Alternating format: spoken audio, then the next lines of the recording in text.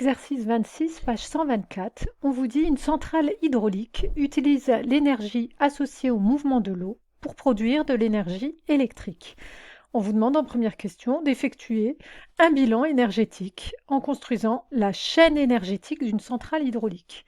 Donc la chaîne énergétique, je rappelle, on va y noter notre convertisseur, donc ici c'est la centrale hydraulique. On pouvait même détailler, on sait précisément c'est qui va convertir notre énergie en une autre énergie dans la centrale hydraulique. Est-ce que vous vous rappelez quel élément? C'est l'alternateur, plus précisément, hein.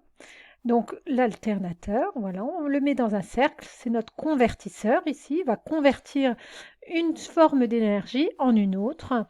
Donc lui, il utilise l'énergie associée au mouvement de l'eau. Donc ici, là, on peut noter notre eau. Cette eau, donc, elle fournit une énergie, elle est en mouvement, donc c'est une énergie de mouvement. On peut aussi appeler ça énergie mécanique, ça veut dire la même chose. Donc énergie mécanique pour l'eau.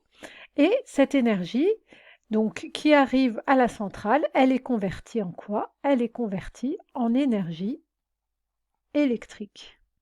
Alors, je rappelle qu'il y a toujours des pertes, il n'y a jamais zéro perte.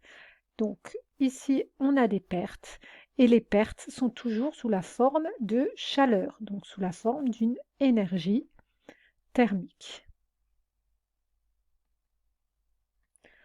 On vous disait, en 5 heures, une centrale hydraulique utilise 6,5 10 puissance 4 kWh, donc ça c'est l'énergie qui est fournie par l'eau, on la connaît, elle vaut 6,5 10 puissance 4 kWh, pour produire 5 10 puissance 4, donc celle-là on la connaît, 5 10 puissance 4 kWh d'énergie électrique. Quelle est la quantité d'énergie perdue? Donc c'est toujours la même chose, l'énergie qui arrive à la centrale, il est converti en électrique et en perdu.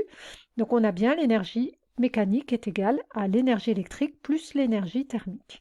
Donc l'énergie thermique sera égale, en deuxième question, l'énergie thermique est égale à l'énergie mécanique moins l'énergie électrique. Donc ici, c'était 6,5 moins 4 10 puissance 4, 6,5 moins 4 10 puissance 4, et on trouvait 2,5 10 puissance 4 kWh.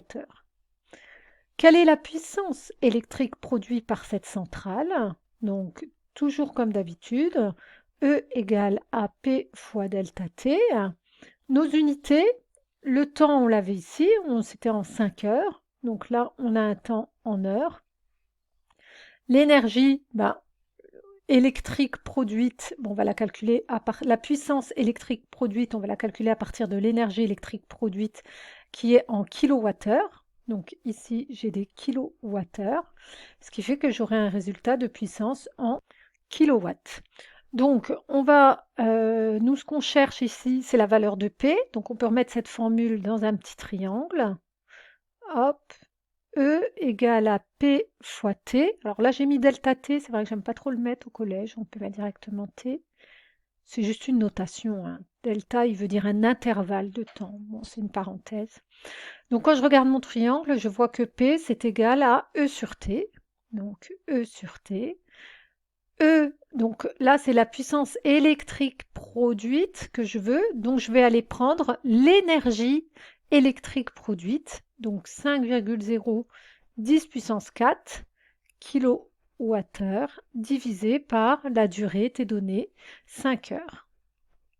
Et on trouvait, alors je peux simplifier les heures, hop, je peux simplifier les 5, et on trouve un résultat d'une puissance qui vaut 1,0 10 puissance 4 kW.